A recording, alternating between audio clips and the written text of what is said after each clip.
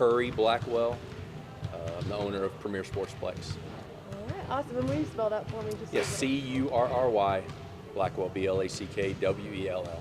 right, awesome. Just want to get everything right. So we're so fortunate, I believe, in the state that we live in that between the governor and our local officials to be able to put us in a position to open up when we did back in May, even at limited capacity for us. It was very obvious when we opened up that people were ready to get back out after being in their houses even for 90 days.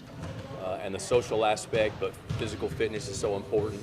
We're also fortunate because our facilities are so big, people are able to get in and space out. So we were able to follow a lot of protocols, cleanliness, that was before the masks even, and got that started, got people in here, got people spaced out, working out with masks on, but at the same time, we're able to social distance quite a bit.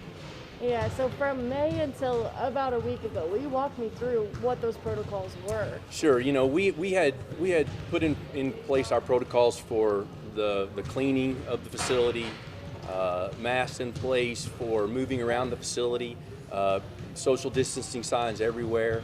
It was real important for us to do that and make people feel comfortable and safe while they were working out. But we also knew that it was real important for them to be able to do that. So having some individual freedoms to move around, but still follow the science and be able to protect yourself, obviously protecting the most vulnerable.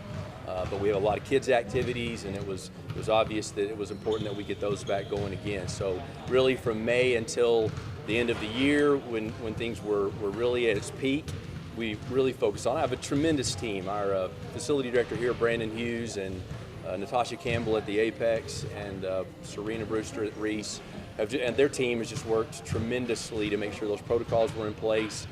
But at the same time, being compassionate with the people who were most vulnerable, but also allowing the freedom for the people who really wanted to get out and work out to be able to allow them to do that.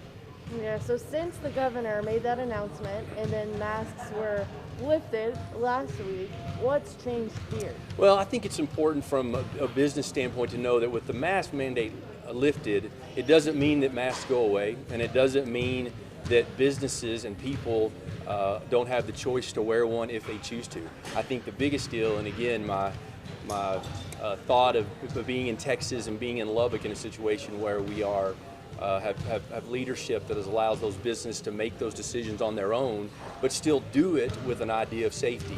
So we still, in our larger groups, encourage masks. At the same time, we are allowing people now to get back to a lot of their normal routine stuff, but we still are encouraging social distancing when available. But I think that's just real important for everybody to realize that even though the mask mandate is lifted, it's still about personal responsibility and people making those personal choices both from a business standpoint and a personal standpoint, but doing it on that personal and business level. And then allowing people to have those choices. We've really made it clear to our people who are vulnerable that wearing a mask is okay, and we want you to feel comfortable wearing a mask.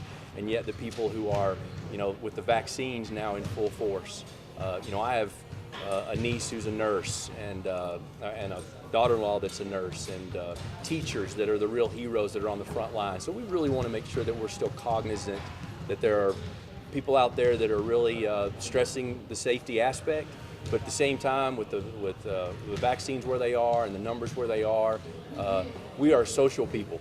And getting out among people and being social is so important to us, and it's so important to our social and mental health, that we're really encouraging that, and we've seen a boom as far as that goes. Yeah, so we talk a little bit more about that. Since now people have that option, have you guys seen an increase in business? We have, and really even since May of last year, since we even opened up at limited capacity, we saw people coming out in family groups, which was so great to see. After being shut down for that short amount of time, 90 days is not a short amount of time to be locked away with a 4 or 5 year old. We saw families come out, and we were able to establish family memberships to where they came out and were in family groups and family pods that allowed them to social distance.